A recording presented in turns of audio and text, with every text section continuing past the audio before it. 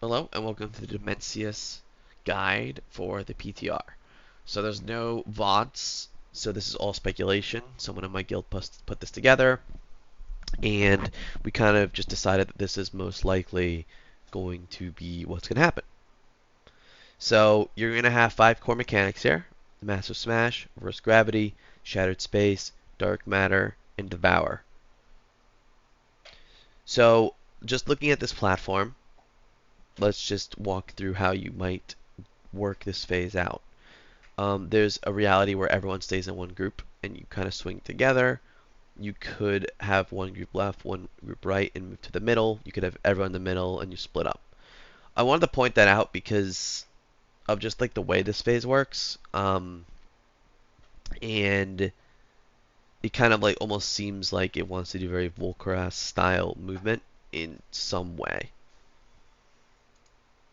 So first here, we're going to have Massive Smash. This is an attack that goes on the tank. And ads are going to spawn that need to be AoE'd. Once they are killed, they are going to leave this excess mass, and mobile players need to pick them up and use them to counter other things in the fight. So before I get into how you counter it, just ads, kill them, mobile players pick it up. When 2 players with this debuff get near each other, they create a gravity field. So we're going to come back to that.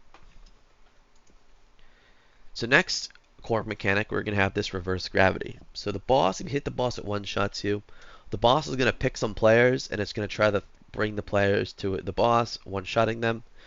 You can save these players by having players with that gravity mechanic we were talking about stand under them, and they will pull them back down. So you might want to have a system where gravity players always go left or right. Maybe, people just move away from them. We don't know how many spawn, so you just kind of need to think about how you want to handle that. Next, you're going to have Shattered Space. So the boss is going to do a left hand and a right hand smash, most likely. And these antimatters will spawn. The crystals will explode after 10 seconds. Standing near the crystal siphons them. And you should probably have like a 4 to 5 player soak to siphon the crystal so it is not lethal. When they come down, I guess you see swirlies spawn, they will stun you, which is devastating in a type of mechanic like this. So next we have Dark Matter, and this kind of leads into theory on maybe why you end up in the middle. The boss is going to have you spread out and drop puddles. So if you're all in the middle all the time, you're going to have no room. So it might be worthwhile to split up your raid and all meet in the middle, or maybe have all your raid on one side, moving in one direction. Unsure, but this is that mechanic, and it's the way the boss room looks. It almost seems like it wants you to end up in this middle area. And then Devour, which is the biggest mechanic. So he casts this at 100 energy. It does a ton of damage. And everything, he's just gonna clear all the orbs in the room. And basically the way this works is when you kill the ads, it drops that excess mass. When the 2 players get next to each other, it creates a gravity field. That gravity field gives players stacks of, I think it's called collective gravity or something like that. You need to have more stacks than the boss has Devour stacks, because the boss is going to eat the stacks, and if you don't have enough stacks, you're going to die. That's probably how it works. So it's kind of up to those mobile players to distribute the stacks kind of quickly while bringing players down from the gravity. So kind of learning how to deal with this Devour is going to most likely be how fast you prog this fight, because if you get this consistent in Heroic, then you can be very consistent in the other phases. So we can keep moving. We have Intermission 1. So you bring the boss to 0%, and then you get on your flying mounts. So we're thinking Tindril here, but except like we don't know if you're flying around space or flying around the room, um, but you want to kind of like maintain this buff, um, and you want to just collect these orbs or collect something, these cores, and it's going to deal, I think, 7% of the boss health in heroic. Um, Maybe it's 5% with larger raids. I don't remember, but you need to fly around, collect them, damage the boss, get out of the intermission. Um, you might need to have some type of flying organization. So you can see here, like, hey, maybe we need a left and right group to deal with, certain areas. But like on Tindril, you would have like 2 players assigned to collect certain orbs. So something like that may need to be set up. So once you deal with the boss again, you go in the P2 here, and you can see that it's kind of just 2 platforms that look very slightly different. So again, your traditional Razageth style split up. Even on Nexus King, right? You split up. Um, so there's going to be a Void Walker on each side, and at 100 energy, the Void Lord will kill you. So you have like an Enrage here.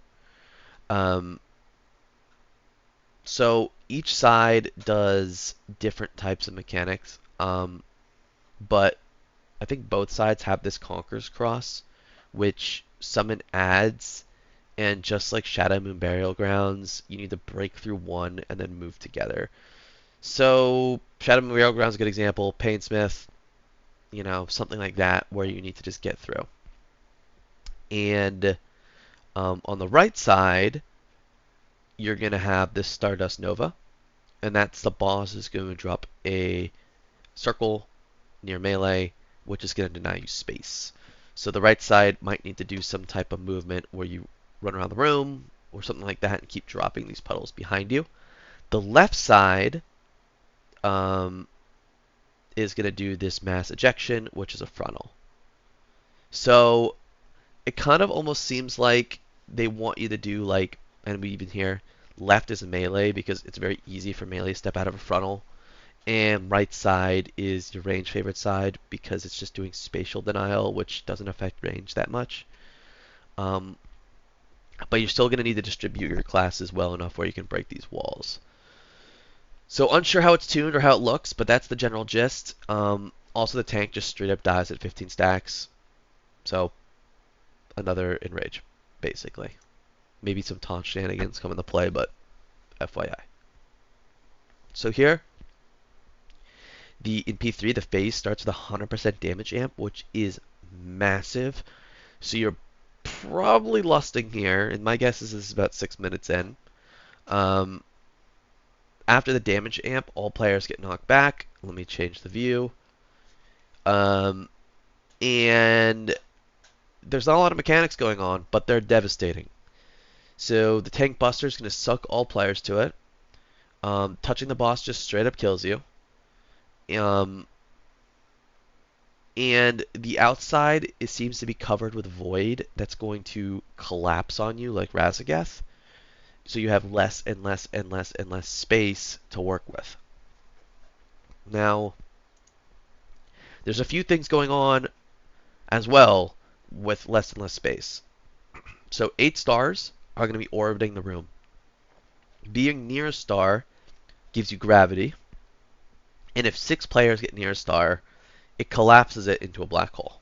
Alright? So at 100 energy, the boss will try to devour you just like P1.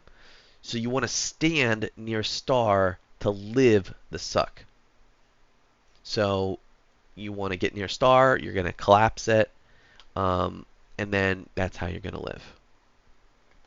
I don't really know if like you need to assign players to certain stars or if everyone can go to a star. The timing for it to collapse, that's all unknown. The other big mechanic here is that boss from the last raid of Shadowlands. And it's going to spawn rings probably out from the boss, but maybe from like something like this. And it's just like that boss in Shadowlands where if you go through the ring, you get a debuff, and I think it's like 5 or 6 seconds. And then if you go through another ring, it's going to do way more damage. Um, so you're going to have to deal with that. I think like having like gravity helps you deal with that mechanic, but really, really unsure about that. Dealing with maybe using the stars to help you get through. But you know, we might be back to a world where having a blink or a port makes this way easier because, yeah, there might be a way to outplay it with the gravity mechanic, but if you can just blink over them, then you don't have to think about that. So, yeah, that's going to be kind of crazy because you got to remember, okay, we have waves to dodge, stars that you need to dodge, basically. You can't hit it slowly, you'll die. And then the room is becoming tiny.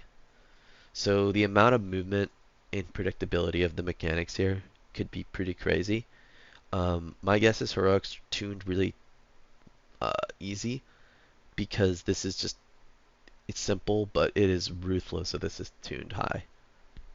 But that is Dimensius. So that's going to wrap up PTR unless more information comes out.